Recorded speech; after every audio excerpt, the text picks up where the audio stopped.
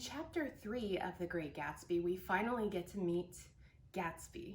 So we find out that every Saturday, Gatsby throws these elaborate, lavish parties with food, alcohol, live music. It's insane. So what would take a normal person like a long time to plan and to pay for, Gatsby does every single Saturday.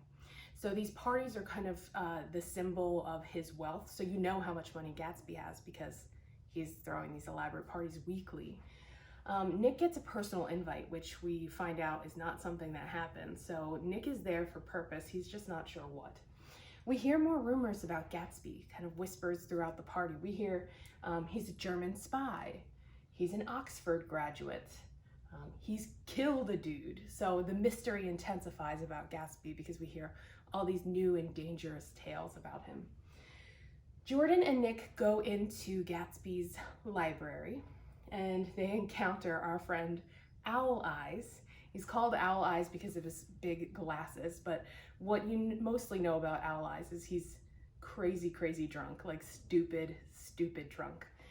He says he's just basically just continually drunk. And what's interesting about Owl Eyes is he's so amazed by the books in Gatsby's library. He keeps taking them out and kind of flipping through them because he thinks they're fake. So he's looking and he sees all these amazing books and he thinks they're just maybe covers and not actual real books, but when he pulls them out, they're genuine. And I think that his questioning of his books is actually really significant because what it's saying is they're questioning the authenticity of Gatsby. So they're just amazed to find these books are real because they don't think Gatsby's kind of real and truthful and that they think he's just kind of putting on a front. So Owl Eyes is actually important there. It shows that skepticism.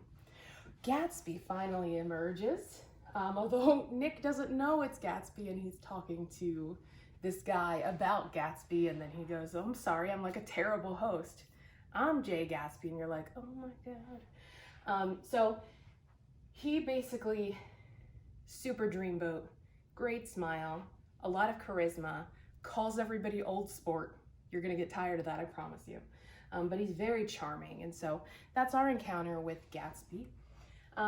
He is really fascinated, Nick is fascinated by Gatsby's just observation. So he's throwing this lavish party, he's spending so much money per week, but he's not partying.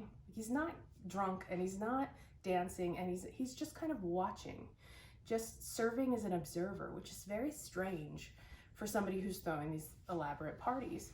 And so Nick is kind of fascinated by his observant nature, which is interesting because Nick himself is pretty observant. That's why he's a good narrator, except when he's drinking.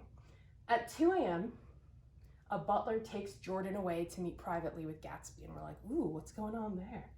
And she comes back and she's like, I have the tea. She's like, oh my God, he just told me the most amazing story. I'm gonna tell you about it. But then Nick and Jordan decide to leave, and that's fine because Gatsby's gotta take a phone call from Philadelphia at 3 in the morning. So maybe that shady business idea isn't so off. When they're leaving, they notice that there's like a car crash. This scene sometimes confuses people, but essentially it's just Owl Eyes drunk driving. He drives off the road like a wheel, it flies off, and he doesn't try very hard. He's like, it's stuck, and he just walks away from his car and he leaves, and you're like, bro, what are you doing? I think that shows, again, that wealth of that area, that people are just like, oh, I'll just leave this, we'll get it later or whatever, haphazardly with their material items.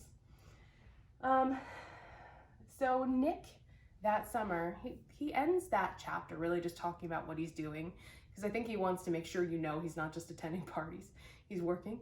And he also starts dating Jordan. I say dating because I don't really get the feeling that he's that into her, but they're dating. She apparently is a liar, and she's accused of being a cheat at golf. Like, so she's a professional golfer, but they said she's a cheater at it. And Nick says, you know, he hates dishonest people and that he himself is one of the only honest people he knows. So that's kind of our experience in chapter 3. And the whole point of chapter 3 is hopefully to tie it all together. I think people struggle reading 1 and 2 without reading 3. So I like to bulk those 3 together because I think it kind of brings that introduction to a point where you can say, here's why. And so there's a lot more understanding once chapter 3 comes into play.